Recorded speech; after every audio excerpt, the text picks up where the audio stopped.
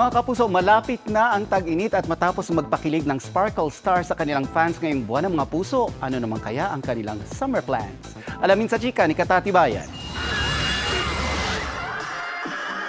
Ngayong Love Month, tuloy-tuloy na pinadama ng Sparkle Stars ang pagmamahal sa kanilang fans.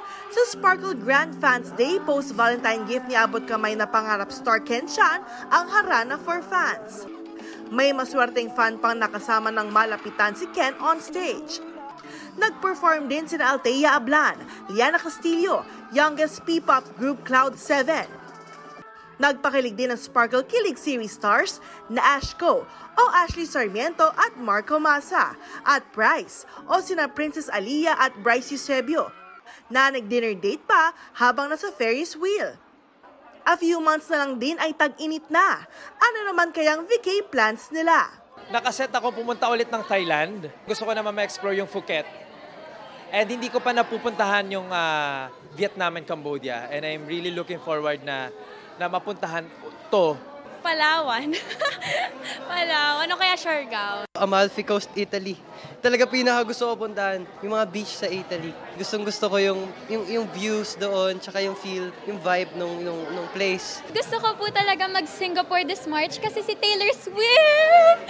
Taylor Swift! So, ayun, kaso parang ang hectic po ng schedule. Pero hopefully, ipon-ipon muna si Althea para makapunta sa kanyang dream destination, ang Japan. Gusto ko ma-experience yung snow. Kaya antayin ko siya next year pa. Kaya yun, gusto ko siya ma-experience yung tanghalu, yung cherry blossom. Work hard talaga, as in walang pahinga. Lahat ng pwedeng gawin na pwedeng merong diba? So, yun talaga, work lang ng work. May mga friends din po akong galing na sa Japan. Nakwento nila sobrang saya daw po sa Japan. And of course, mas magiging masaya po yun kapag kasama ko yung family ko. Si Andrea Torres naman, ini-enjoy rin ng time with family and friends bago muling sumabak sa trabaho. 1 month nagbakasyon sa Australia si Andrea kasama ang pamilya at soon ay pupunta raw siya sa Bali kasama ang kapatid. Right after Australia, magbabali kami ng sister ko. First time ko kasi sa Bali. After Love Before Sunrise kung saan gumanap siya bilang kontrabida na si Zarina.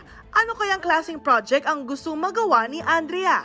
Medyo pinag-uusapan na rin namin yan kung ano yung perfect na next project after Love Before Sunrise. Namimiss ko rin mag-heavy drama.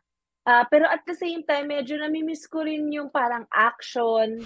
Katati Bayan, updated sa showbiz happenings. Mga kapuso, maging updated sa showbiz happenings anumang oras. Mag-subscribe sa GMA Integrated News sa YouTube. At para sa mga kapuso abroad, bisitahin ang GMA Pinoy TV at www.gmanews.tv.